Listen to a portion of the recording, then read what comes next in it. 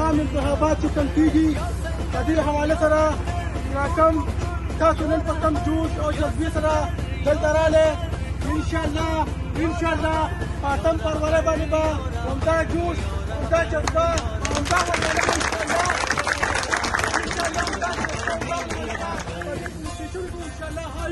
او انشاءالله ځکه موږ ته پته ولګېده ډېر لس کاله چې زموږ صوبې سره کم ظلم وشو خاص کر زموږ د نوجوانانو سره څه وشو دوی چې په کم سیاسي ګمراهۍ طرف ته دغه خلکو بوتلل کم زموږ مشران لیډران چې دي اسمبلیو نه محرومه کړل نو نن تاسو وکتل چې په دې صوبه کې د بجلۍ کم کرایسس دي په دې صوبه کې نن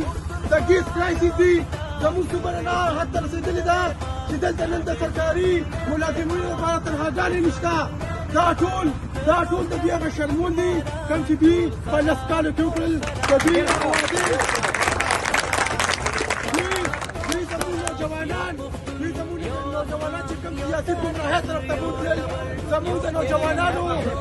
د نوجوانانو چې کوم جذبات دي هغوی سره چې کوم دوی کمې ټوکې وکړې نو انشاءالله په راروان اتم فروری باندې به همدغه خبرې ځان ته مخې ته ږدو همدغه کم ظلم چې موږ سره شوي دي او بیا خاص کر دې شرپاوال ته چې کم ظلم شوي دي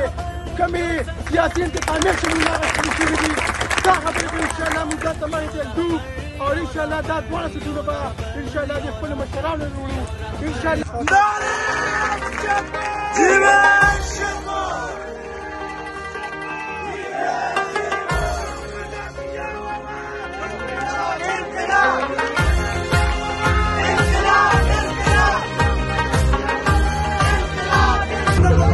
أعوذ بالله من الشيطان الرجيم بسم الله الرحمن الرحيم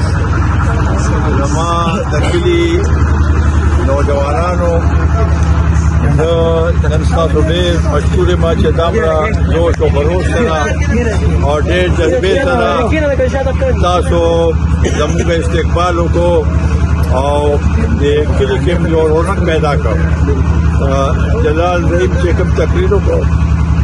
نو ما په خیال داسې تقریر خو نه شم زموږ وخت کې نوجوانان دومره تعلیم یافته نه وو دا د باچا خان یونیورسټۍ کې دی انشاءالله تعالی دا الیکشن ستاسو لپاره الیکشن کوو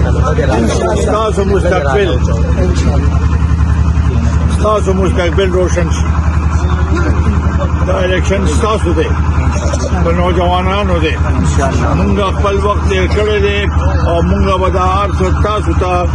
پرېږدو په یو پلیټ کې چې یاره تاسو ته مخکې بوځئ